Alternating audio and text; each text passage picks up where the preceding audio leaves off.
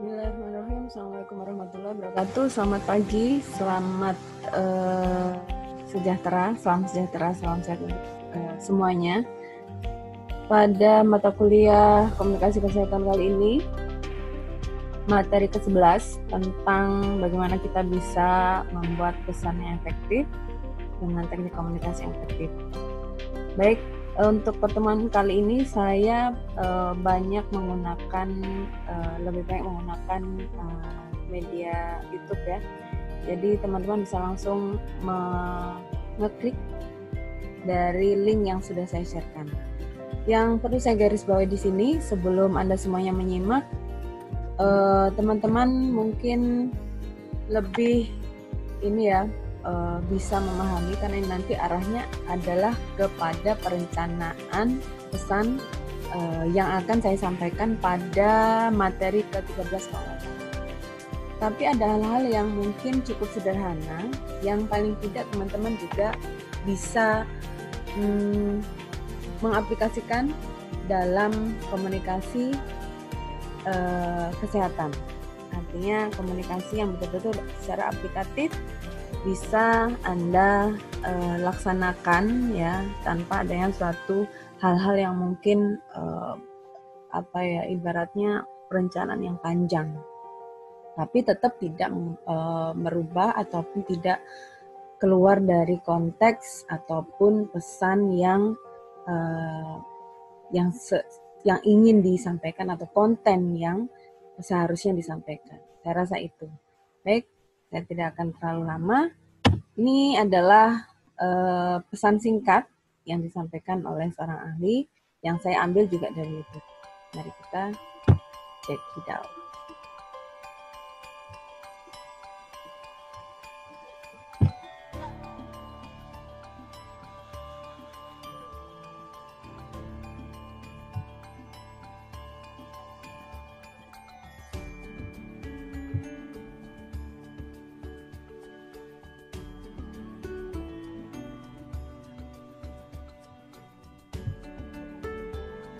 Tetap semangat yuk, walaupun kali ini bukan Ramadan biasa, dengan berbagai aktivitas seru di ilp.com. Ada cashback iPoint tiap hari.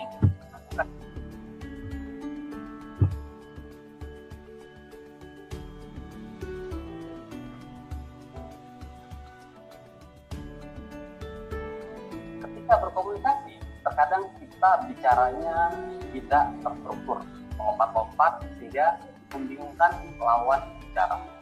Bayangkan jika Anda berbicara dengan cara seperti itu kepada atasan Anda, pada orang yang Anda anggap penting, tentu sangat disayangkan sekali. Apalagi jika Anda seorang profesional.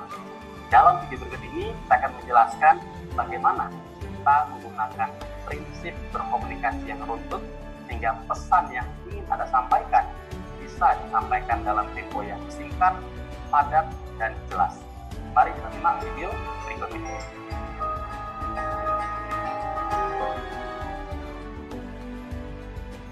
Terima kasih Anda sudah menyaksikan video ini. Jangan lupa subscribe channel ini karena saya membagikan banyak tips buat Anda menjadi seorang profesional yang lebih baik lagi. Sekarang kita akan membahas bagaimana prinsip komunikasi yang baik. Dalam hal ini prinsip komunikasi yang runtut. Terkait komunikasi yang runtut, maka ada 5 tahapan yang Anda harus lakukan. Yang pertama adalah sampaikan apa yang menjadi maksud atau tujuan Anda. Contoh, misalkan saya ingin berbicara kepada atasan saya, maka saya mengatakan, Pak, saya mau bertanya. Pak, saya mau menyampaikan sebuah informasi. Pak, saya mau meminta persetujuan. Itulah contoh bahwa saya menyampaikan maksud saya. Apakah untuk bertanya sesuatu, melaporkan sesuatu, atau meminta persetujuan atas sesuatu. Maka respon yang akan diterima oleh audiens kita, oleh atasan kita, dia akan siap untuk menerima apa yang hendak kita sampaikan selanjutnya. Kemudian, setelah kita sampaikan maksud dan tujuannya, kita sampaikan sebuah konteks. Misalkan tadi saya sampaikan, Pak, saya mau menyampaikan informasi terkait penjualan di perusahaan kita selama 3 bulan terakhir. Nah, perhatikan, penjualan 3 bulan terakhir itulah konteksnya. Saya sampaikan konteksnya. Berikutnya kita masuk ke isu, di mana kita sampaikan apa yang menjadi permasalahan yang hendak kita komunikasikan, apa inti pesan yang hendak kita sampaikan. Maka saya bisa mengatakan penjualan kita selama 3 bulan terakhir ini mengalami penurunan. Nah, itu adalah isunya. Nah, setelah saya sampaikan sebuah isu, sebuah inti pesan, maka berikutnya harus masuk ke dalam argumen. Apa yang menjadi pendukung terhadap pesan tadi. Maka saya katakan, kenapa penjualan kita menurun? Ada 2 hal. Yang pertama, sekarang kita punya kompetitor baru yang masuk ke pasar dan mereka punya strategi yang sangat masif untuk menguasai pasar di wilayah mana kita sebelumnya maju dan berkembang. Sebaliknya, perusahaan kita belum melakukan terobosan baru terkait cara kita menjual sesuatu. Itulah argumen pendukung kenapa pesan tadi itu disampaikan, kenapa isu tadi itu muncul. Dan terakhir, kita tutup pembicaraan kita dengan menyampaikan apa yang tadi menjadi maksud kita. Maka saya katakan, jadi Pak, itulah yang ingin saya informasikan kepada Bapak, supaya Bapak memahami situasi penjualan kita per saat ini.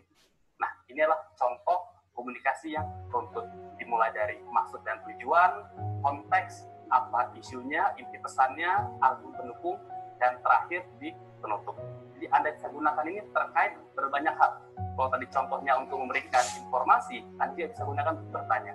Pak, saya mau bertanya terkait laporan yang hendak kita sampaikan di meeting direksi. Saya sudah mulai mengerjakan laporan itu, tapi saya bingung periode laporan yang mana yang harus saya masukkan. Karena kalau saya perhatikan dari meeting direksi bulan yang lalu, yang dipakai adalah laporan bulanan. Sementara meeting direksi yang 2 bulan sebelumnya adalah laporan kuartal. Maka saya ingin bertanya pada Bapak, yang mana yang kita pakai? Apakah laporan bulanan, kuartal, atau periode yang lain? Jadi itu yang ingin saya tanyakan kepada Bapak. Nah, itu contoh saya berkomunikasi yang runtut untuk bertanya. Dan ada juga bisa melakukan komunikasi runtut ini untuk meminta sebuah persetujuan. Misalkan pada atasan Anda sampaikan, Pak, saya mau minta persetujuan terkait rencana kita mengganti vendor sebuah raw material di company kita ini. Problemnya adalah bahwa vendor yang lama itu sekarang sering telat mengirimkannya dan kualitas mereka mulai menurun sehingga bermasalah. Oleh karena itu, saya sudah mempersiapkan beberapa usulan vendor dan untuk itu saya butuh persetujuan Bapak. Nah, itu contoh Anda meminta persetujuan, minta approval. Jadi itulah tadi kita sudah belajar bahwa jika Anda bisa berkomunikasi yang runtut, maka pesan Anda akan secara cepat, secara mudah, dan to the point bisa dipahami oleh lawan bicara Anda. Maka bos Anda, pimpinan Anda, siapapun yang berkomunikasi akan mudah memahami apa yang sebenarnya Anda sampaikan, dan Anda pun akan lebih mampu untuk mempengaruhi mereka. Terima kasih Anda sudah menyaksikan video ini tentang bagaimana berkomunikasi yang runtut. Jangan lupa untuk subscribe di channel ini karena ada banyak video-video lainnya menanti Anda. Saya Muhammad Nur dari Persita Edu.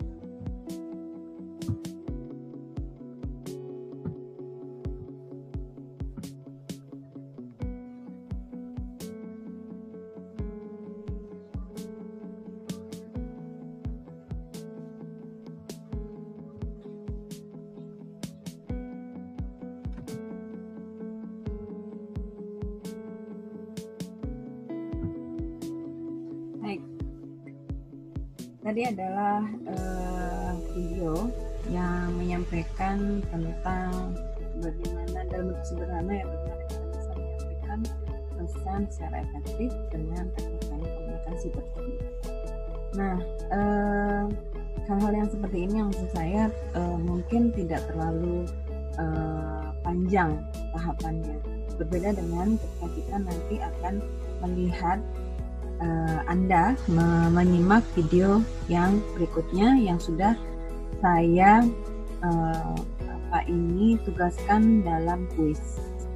Nah, untuk khusus yang video yang sudah kita simak barusan, itu adalah salah satu contoh yang beliau sampaikan itu adalah contoh-contoh yang sekarang ini ya, marketing ya. Nah, artinya kita pun bisa kok mengintegrasikan yang dicontohkan si Bapak tadi dengan program-program yang public health punya. Yang artinya kita pasti punya sesuatu yang kita bisa jual kepada masyarakat. Masyarakat itu siapa? Masyarakat itu bos kita.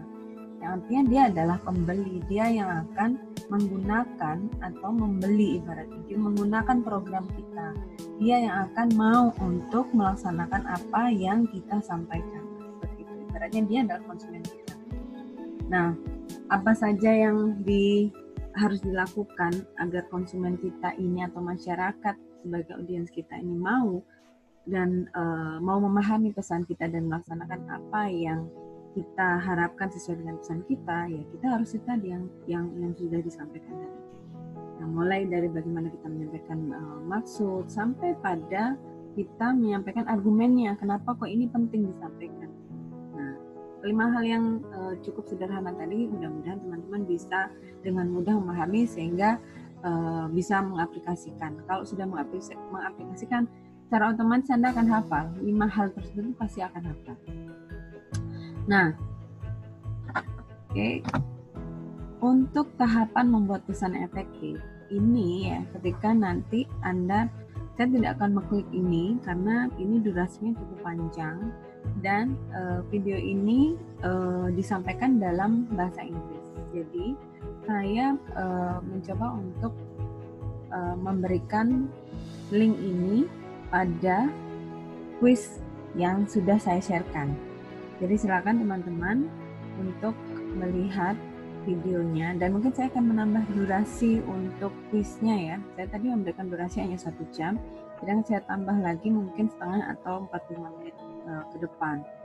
Atau mungkin 1 jam lagi kali ya. Jadi di sini arahannya ini adalah saya sudah mulai menyentuhkan teknik-teknik bagaimana kita merencanakan pesan yang efektif. Dalam perencanaan ini, semua kegiatan termasuk identifikasian masalah atau surveillance dan lain sebagainya di bidang kesehatan masyarakat itu akan menjadi poin penting dalam kita membuat suatu pesan yang efektif kepada masyarakat. Jadi tidak hanya sekedar 5 item yang tadi, tapi ada tahapan yang lebih kompleks. Complexity inilah yang mungkin kita akan lebih bahas. Kita akan bahas lebih dalam pada sesi perencanaan komunikasi. Nah, sementara saya hanya ingin nanti pada quiz itu Anda menyimak ya semampu Anda semua ya, semampu teman-teman semua. Nanti pada quiznya itu video di YouTube ini yang sudah saya sharekan ini, coba Anda ambil poin-poinnya, ya, kemudian Anda buat poin-poin tersebut dalam PPT. Kalau bisa jangan lebih dari 10 slide. Itu maksimal sekali 10 slide itu. Saya ingin Anda coba resume dengan kalimat Anda sendiri. Poin-poin kata-kata yang penting saja Anda masukkan dalam PPT. Bukan video, hanya PPT saja. Kemudian Anda tempelkan, Anda upload di quiz yang sudah saya buatkan formnya. Oke? Dan quiz kali ini saya menggabungkan antara quiz yang kemarin saya tunda, sehingga di sini constraint-nya mungkin ada agak sedikit banyak materi yang saya sampaikan sini. Tapi bukan soalnya yang banyak ya, tapi kontennya yang mungkin agak sedikit. Oke, saya rasa cukup itu saja penyampaian dari saya. Terima kasih. I'll see you next. Good luck guys. Assalamualaikum warahmatullahi wabarakatuh.